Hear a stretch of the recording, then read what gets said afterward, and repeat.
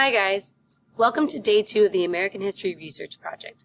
You'll notice that I'm opened up to Google, and what I'm going to ask each of you guys to do is to split your screen.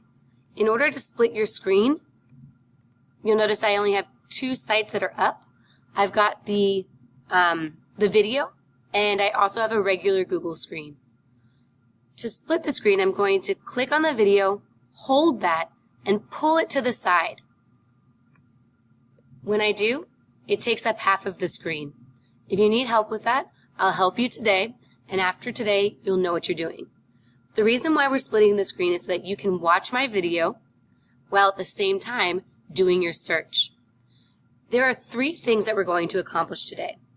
The first is we are going to select a research question that your group will focus on for the next couple of weeks. The second is we're going to find a basic source to give us some guidelines, whether it's a good source or bad source based on page 4. And number 3 is we're going to complete research from at least 2 different websites. To start, I'm going to pull up our American History Research Project packet because we've already been working through it. It's right here. Each of you should turn to page 3, and on page 3, both of you have one highlighted question that you selected as your number 1 option. What I would like for you to do now is to select what that question is, have a conversation for the next 2 minutes, and then when you're done, be confident and happy with the choice that you have. Remember, if you're interested in the topic, this paper will be easy to write. Please go ahead and pause the video and take the next 2 minutes. Thank you. Now that you've selected your question, what I want you to do is to log in to your Gmail. When you've logged into your Gmail, you're going to do the same thing as yesterday. You'll go up to your tiles, click on Google Drive, and open up your document. You may notice that your document is right up here at the very top for quick access, since most of you have only 1 or 2 documents inside your folder. I double click on it, and my question pops up. What I would like you guys to do now, and it's the only thing you're going to do with your Google Drive today, is to center your document. You need to do that by clicking in this area right here, and then bold what you're writing. You're going to write research question, and then unbold. To unbold, you can click Control B, or you can just unclick up here. Now it's time to write your question. The question that I'm going to use as my example is, how did women work as spies during the Revolutionary War? Does my question start with a how or a why? Yes, it does. Is it set in a time period? Yes, it's set in the Revolutionary War. Is it something that could have multiple answers? Yes, it could. And is it specific? Yes. The only thing I might add would be colonial. Now I have my question. It is good to go. Everything automatically saves, which is great. And then the last thing you do here is sign out, because you're done with that for the day.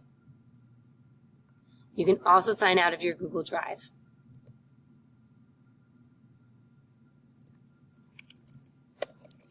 And you can sign out of your Gmail.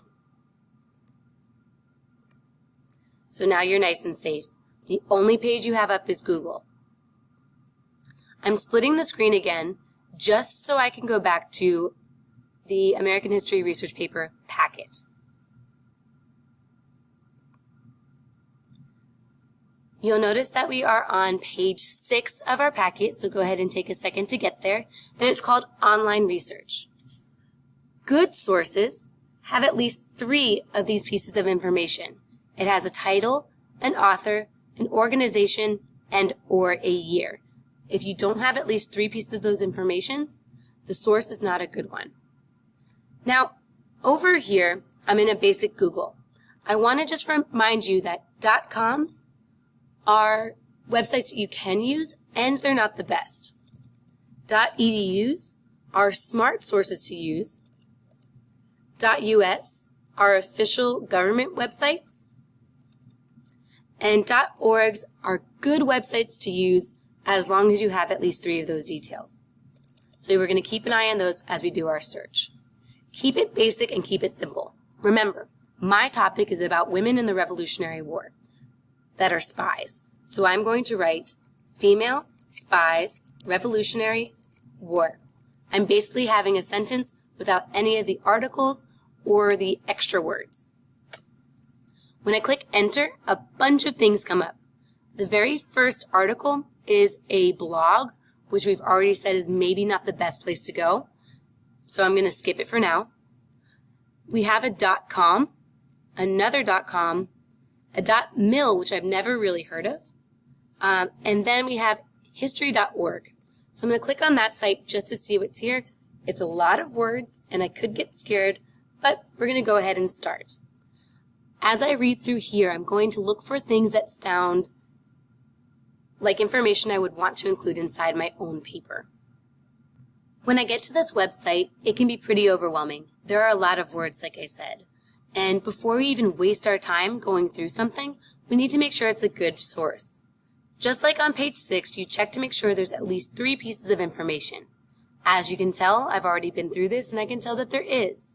I see my title right here, which I've copied down in the title area.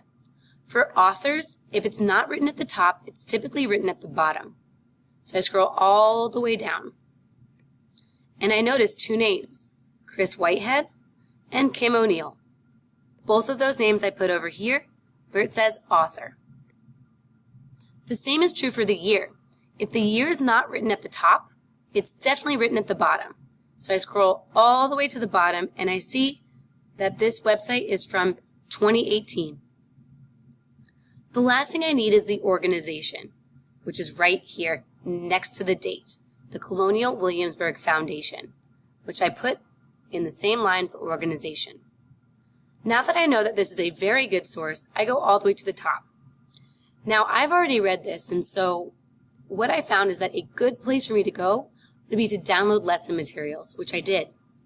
I see a bunch of information about 3 different spies, Lydia Darrow, who I misspelled her name, Elizabeth Thompson, and Dicey Langston. I've read through through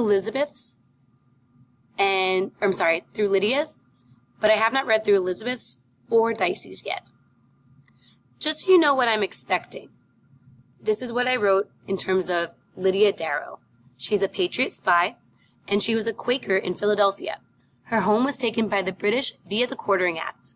They planned a secret attack, and Darrow was listening through the keyhole. She snuck away and told George Washington the plan. The British thought that she had sold them out and questioned her, but she remained calm and was not punished. That was my summary of everything that I had read about Lydia Darrow. Once I've gone through that, I will do the same for Elizabeth and Dicey. Based on my packet, I will then move on to my next source, which, if I go back in Google, I can keep on going down. I can see that there's a Wikipedia one. Now, I told you to be careful of Wikipedia, but I'm going to show you that maybe it'll work out. This is about Agent 355. I know it's worth looking at because female spy is bolded, and so is American Revolution. When I click on this, I see that Agent 355 was the code name for a female spy during the American Revolution. Now, I can get all of the information from here, but like I told you, if you click on citations, you can tend to find better sources down here. Any of the ones in blue, you can probably click on. Well, for today, your end goal is to complete at least 2 sources. So page 6 should be done. Each of you should have 2 of your own sources. Unless your partner is really struggling, I really want there to be 2 different sources on your paper and 2 different sources on the other. If your group is struggling, you can do the first source together. Tomorrow, you'll be doing 2 more sources. And if you're a fast worker, a bonus one will be a source 5. If you have no more questions, that's it. Great job, guys.